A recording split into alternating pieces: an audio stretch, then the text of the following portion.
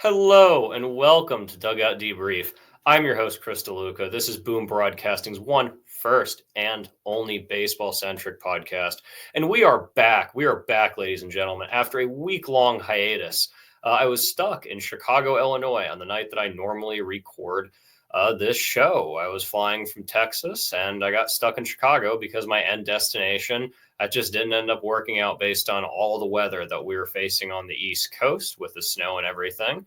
And I was just not able to do it. I didn't have my laptop with me. That's why we have this not as good quality. I'm using someone else's computer right now to record this, but we're making sure that we're getting this Dugout Debrief episode in.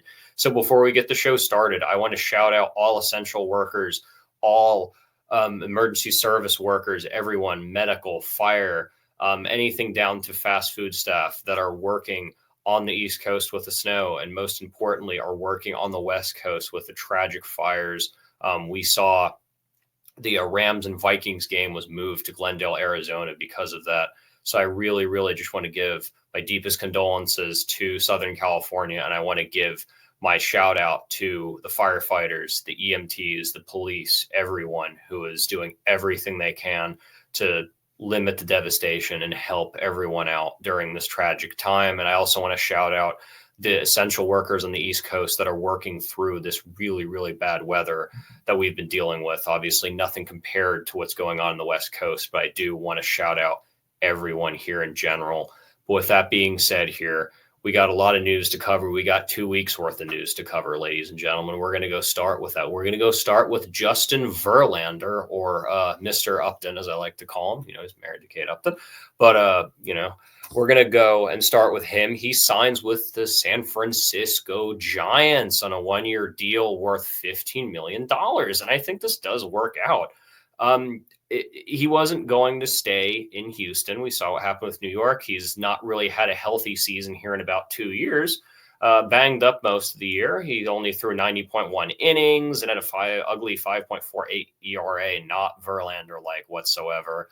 Last full season was 2023. And I just feel like his 2022 Cy Young feels like so long ago. But with that being said, I think it's a good low-risk, high-reward move by the Giants. There are a lot of teams in that division, mainly the Dodgers, that are making moves, and you want to stay up there. I mean, you have the Padres that are still really, really good, and the Diamondbacks have been getting a lot of guys here too. I mean, they got Corbin Burns, so they get Corbin Burns, and Giants say, hey, let's try and go to get Verlander here. I think it's a good move by them. If he stays healthy, he's definitely going to get them at least 10, 15 wins. He's still a very elite pitcher, even though his getting up a little bit there in age, but that's okay. Like I said, Cy Young winner in 2022, which was not on my bingo card that year. So, we got a little bit more of a veteran here to talk about next, a slightly longer veteran or older veteran, I guess. We got Charlie Morton also signing a 1-year, $15 million deal with the Orioles. And wow, Baltimore finally did something. We'll do the jazz hands here, but I think it's a little bit too little too late, unfortunately, for Baltimore. I mean, we talked about them last week, week before last, because I missed, because I was, stranded half across the country. But I'm not saying that this is a bad move necessarily. My only issue with it is there were a lot of other guys you could have gone for before a lot of this just kind of ran out. And I think the Orioles ownership so far is kind of content with getting these lower value guys and just kind of hoping that it works, because Baltimore, yes, you have a lot of time left with those really good teams, but the issue is that's going to run out. You're going to have to sign these guys long-term. Adley, Gunnar, Cedric, all these guys, you have to sign them long-term. So that's concerning for the Orioles. But, the veteran, he stayed around his career average roughly this season. He won 8 and 10. He had a 4.19 ERA. And, in his age 41 with Atlanta, we obviously remember what he did back in Houston. He had a pretty solid run in Houston during those World Series teams. Like I said, we talked about the Orioles. I'm not saying he's going to have a bad season. I'm not saying that this is a bad move. I'm just saying that this isn't a substitute for a guy like Corbin Burns or Walker Buehler. Baltimore, not a bad move, but there are still things left to be desired. There are still pieces that you need to go for. But I'm not going to continue to hum that. If you want to hear my Orioles take, go look at the last episode from 2 weeks ago and you hear my honest Orioles takes. It's not really changed that much outside of what I just told you, ladies and gentlemen.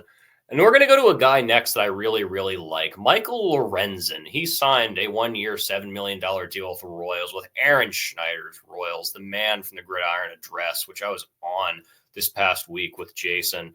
But I think this is a great move.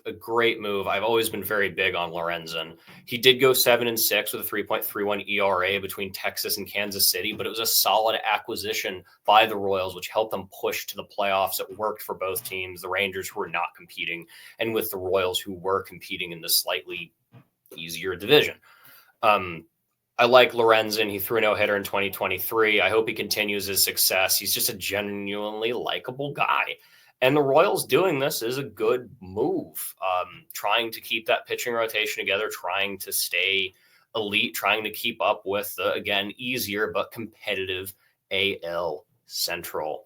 So with that being said, we have a Biggio changing teams. We have a Biggio changing teams also going throws. Kevin Biggio is going to the Royals on a minor league deal, and he really struggled to put it together. The former Toronto highly touted prospect who finished 5th in Rookie of the Year voting in 2019, has really taken a downturn since that 2019 year. He's declined. He's at a negative WAR for the past 3 teams he's played for, 2023, 2024. And overall, I hope he can bounce back. I mean, there's a lot of pressure there. His dad's a Hall of Famer, obviously, one of the best Houston Astros to have ever done it. But yeah, I mean, he was with the Dodgers last year. I don't think he was on the playoff roster, but yeah, it's a lot left to be desired. I really thought he was really big. It's kind of part of that era of Blue Jays that had a bunch of second-generation guys, you know, Biggio, Bichette, and obviously Vlad, which a lot of people are calling for him to be traded. But I think we're going to talk about Toronto at another point when I have a little bit less to talk about. I think we're going to go talk about the Blue Jays, kind of like how we talked about the Orioles. But let's give them a little bit more time to maybe make a move because, you know, they're not exactly doing that. Josh Bell signs a 1-year, $6 million deal with the Nationals, and we're going to be talking about them on this show, actually. Washington continues to try to make something happen while their division's getting really competitive. The Mets obviously have been adding so many people, and the Phillies are going to be the Phillies, and the Braves, when they're healthy, again, we're another team we're going to talk about. So we're talking about all 3 of those teams, by the way. So that really fits in well. Josh Bell, good timing with your signing. He bounced back stats-wise. Good fill-in guy, 19 home runs in 2024. And good locker room guy. Been around the league for a decent amount of time, and I think that he can help lead that Nats team, you know, culture-wise. But, again, we're going to go talk about some of those younger players they have, those higher potential guys. Hae-Sung Kim signs a 3-year, $12.5 million deal with the Dodgers. I almost said Ha-Sung Kim. Sorry, the Padres shortstop who's better than Fernando Tatis Jr., if you ask me, defensively. Not offensively, obviously, but defensively. Great pickup. Not much for power, but a lot of average. He's from the KBO. Can fill in for Gavin Lutz, who we're about to talk about here in a minute in the infield, a 304 average and well over 100 hits pretty much every season. So KBO is obviously different. Korean baseball is a little bit different, but a lot of these guys from KBO and the Japanese leagues have managed to really fit in well in Major League Baseball, and I hope for his sake that he can too. I think it's a great overall infield pickup. Next, speaking of Gavin Lutz, he was traded to the Cincinnati Reds in exchange for Mike Soroka. I almost said Mike Soroka. Oops. He's still on the board, by the way. Or no, he did get signed. My apologies. Lux works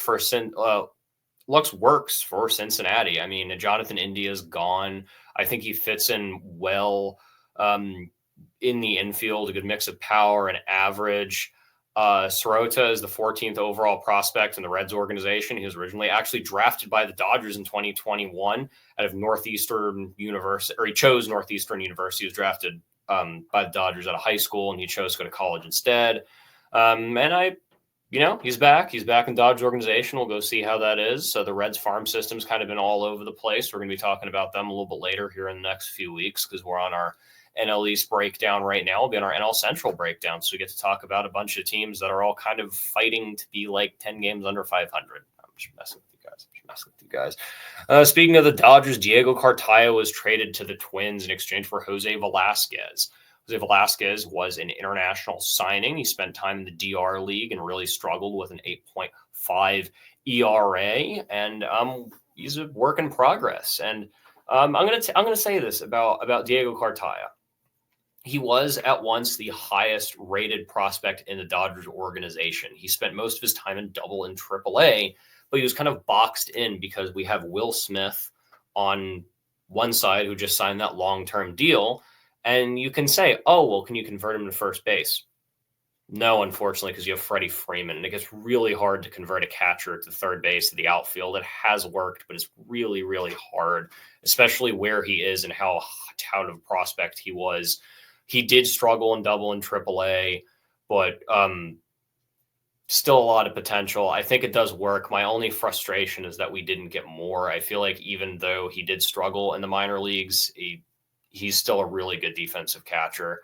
And just getting that bat together was the big thing he needed to get together. But what are you going to do? Who knows? Jose Velasquez, maybe he'll be the next Walker Buehler. Probably not. But we can say, one can hope. There are some other notable signings. Mike Ford signs with the Twins signed Mike Ford. The Diamondbacks signed Christian Pache to a minor league deal. I'm a big Christian Pache fan. I have an autographed bat from him when he played for the Danville Braves, by the way. Very, very random piece of memorabilia that I have. I liked his time in Oakland. He started with the Braves and he went to the Phillies. He was on their playoff roster 2 years ago. The Astros signed Zach Short.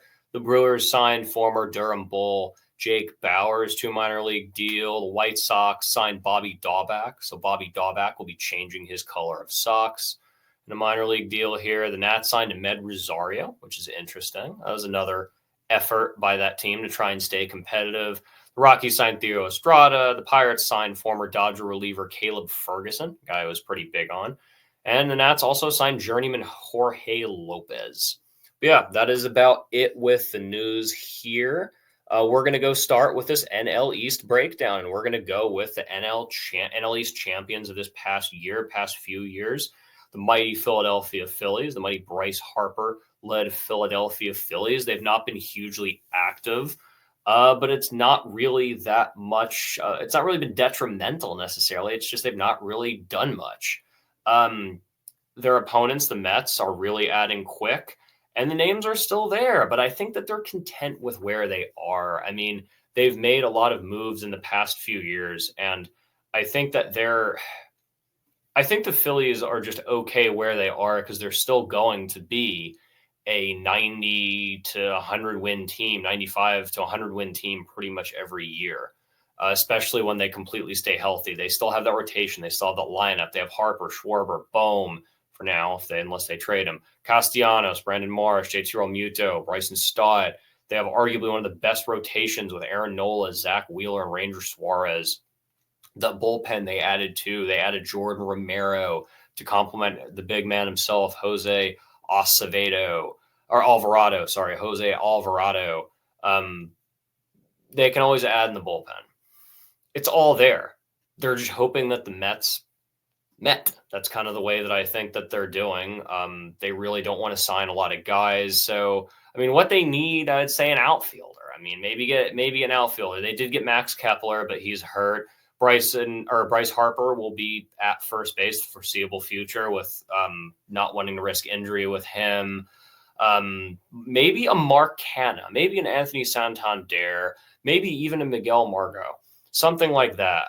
Kenley Jansen wouldn't even be a terrible choice as a setup man. He still remains solid in his later part of his career to complement Jordan Romero and Alvarado. So my prediction's pretty hard to say. I think they're going to be close to the Mets. We did the Mets on the last episode. I think it's going to come down to last week. I think that is going to be one of those series we will be watching. This will be the featured series that I do once the regular season starts here, where I break down a series that I really like. I'm going to say 93-69, maybe more, maybe less. It's hard to tell. It depends on health, and it depends on how the Mets do. But, I mean, that's what's crazy to think about, is that these series that are happening in April, May, June that we normally don't really pay attention to, those are going to really, really matter in the NL East. If you have a random April series between the Mets and the Phillies, that's going to mean a lot. That's going to mean a lot. That's a random midweek series between them. Hey, a random midweek series between the Braves, which we're going to go talk about here in a few moments once we get through these Washington Nationals, who have been making moves left and right, and I really want to applaud it. They have done a lot of signings, a lot of trades. They traded for Nathaniel Lowe. They got Josh Bell, Mike Soroka, who actually did sign with them, Ahmed Rosario, Trevor Williams, and Jorge Lopez. They've been making low-risk, high-reward moves. The farm system is ranked number 1, and you have Dylan Cruz out of LSU, who will be really, really good. He had 8 home runs and posted a 6.41 OPS, and his limited MLB exposure. I mean, he's been, I think, what they want him to be, and he will be. They need to transition him slowly, and as long as he's goes as expected, he could be a Juan Soto level type guy with their organization, not how Soto is now, but a monumental mover like Soto was with the Nats. I mean, what they have pieces that are building. It's not a lot. They have pieces low. C.J. Abrams, James Wood, Gilbert Ruiz, Mackenzie Gore, and Dylan Cruz coming up soon. And by the way, I've said this many, many times in this show that I still think that the Nationals won that Juan Soto deal when they got Mackenzie Gore and C.J. Abrams from the Padres, and the Padres don't have a World Series to show for Juan Soto. They have 2 good seasons, and that's about it. They don't have the World Series to show for it. The Yankees at least got that World Series appearance. They ended up dealing him there. So at least the Yankees have the World Series appearance. They need reliable pitching. They have Suzenza, they have Sakura in single A. They're going to take a little bit of a while to get up, but if you develop them, they can definitely make it. I'd say focus on high-value, cheap guys. Anthony Sclafani, John Means is a free agent out of WVU, by the way, who threw a no-hitter a few years ago. Cal Quantrill, or even Brendan Rodgers. I mean, he's still sitting there, too, and he was one of the more highly touted prospects a few years ago, and he's still sitting on free agency. So there's so much good value. There's still a lot of good guys on this free agency who are very low-ranked. Not the first guys you're going to see, but hey, I think that the Nats have a pretty darn good future. It's just that division is going to be brutal. That's the only issue. We're moving on to our last team here. We're kind of going through this as we always do here. I'm not a big time waster. Atlanta Braves, a lot of boom or bust here. They had a lot of injuries last year. Healthy, they are completely a contender. They can definitely replicate 2021. They could even win that division with the Mets building, with the Phillies still being great. But when not healthy, they shouldn't even been in the playoffs this year, how they were. They did not look like the Braves that we know and love. What they have so much. They have Acuna, they have Albies, Michael Harris Jr., Matt Olson, Austin Riley, Sean Murphy, Chris Sale, Ronaldo Lopez, and so many more. Despite Lopez being a strike of gold, they still need pitching. And you can't forget that Flaherty is still a free agent. Max Scherzer is still a free agent. I don't think he's going to be going for as much as he did before when he went to the New York Mets. It's going to be a struggle, but they can definitely still contend. Anyone has a shot at that division. If healthy, it's a top 5 lineup. If not healthy, it is a bottom 5 lineup. It looks like watching paint dry. That's kind of the thing that I noticed. Like I said, they drag themselves into the playoffs. My prediction, it could be anywhere from 100 wins to 90 wins if healthy. If injured, it could be 75 or lower. It's completely variable on Acuna, Albies, Sale, Lopez. Olson's always pretty much stayed healthy, but all those guys to stay healthy. I say they're a wild card team, 2nd or 3rd place. It's going to be so close in this division. I took so much time, and a lot of it also depends on how those aforementioned series early in the spring go, and the early or late in the spring and early in the summer go. So the division games, they all mean something. And that farm system that the Braves got, I mean, they develop super well. The only reason that their farm system is highly ranked is similar to the way that the Orioles are, is a lot of these guys just made it up. They got guys like Cam Camonte, Smith Sawyer, who has a really good changeup, and Gwinnett for the and he recently was up with the Braves too. So again, Atlanta, if I'm going to go say how I think this division will go, I think it's a toss-up between the Phillies and Mets at number one. That could go either way. And Atlanta will be that third place. That's going to be three playoff teams. That's going to be three playoff teams, ladies and gentlemen. I'm calling it right now here in January 2025 when you guys get to watch this all the way the end of October or in the beginning of October. We'll see if that ages well, but I say three National League playoff teams out of that National League East, especially with how weak the Central is. But we're going to be getting the Central next week. So with that being said, we kind of went through this here. It is our trivia time. It's time for trivia. And last week, what is the oldest active ballpark in the MLB as of 2025? And it was not the one that I flew over last week. It is Fenway Park, which I have had the privilege to go to. Fenway Park was opened in 1912, and I think Wrigley was 1919, 1917, something like that, around there. But yeah, Fenway Park, it's a great place. I recommend you guys visiting it.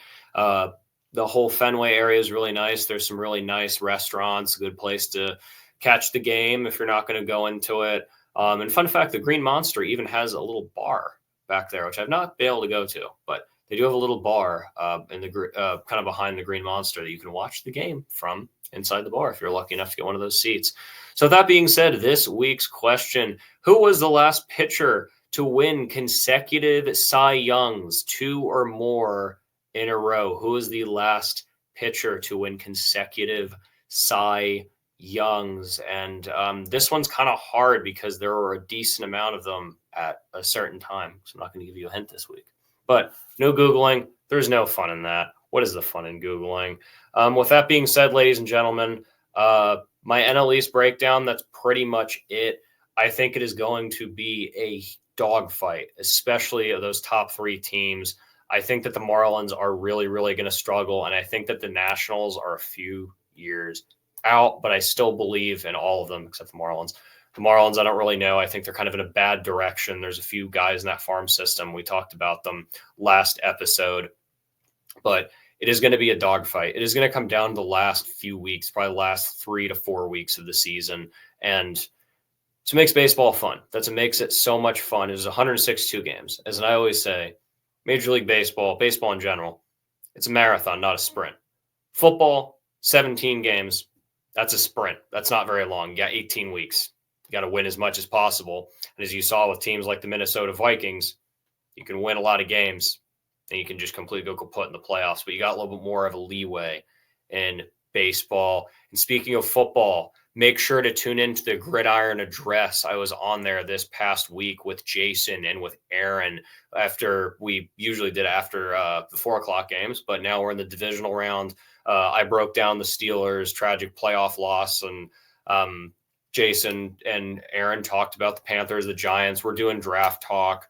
We're doing playoff breakdowns. Make sure to tune into that. Make sure to tune to Out of Pocket. I've been on there every so often talking football, talking college football. We got the national championship coming up here between Ohio State and Notre Dame. We talk a little bit of college basketball too, NBA. Speaking of the NBA, make sure to tune into Jason's Sideline Savants. That's a pretty darn good show. Make sure to tune in, or sorry, not Sideline Savants, Three from Deep is the NBA show. Sideline Savants is the fantasy show, which that is now over. And finally, make sure to tune into the Nightcap. That is another great show if you like WWE with the man himself mouthing off with Mike. And we can't forget about Shannon's quick hits, but we have a million different things on Boot and Broadcasting. I once again want to thank you for tuning in to Dugout Debrief. I want to thank you for tuning in, even though I missed a week. I'm happy that I'm I'm safe and I'm home where I need to be. And hopefully soon I'll be back up in the Mo, back up in Morgantown. I'm ready for college baseball season to start, and I'll be making sure to give you guys more coverage of that too. With that being said, I want to once again thank you for tuning in, and I hope you have a fantastic week and see you next Thursday.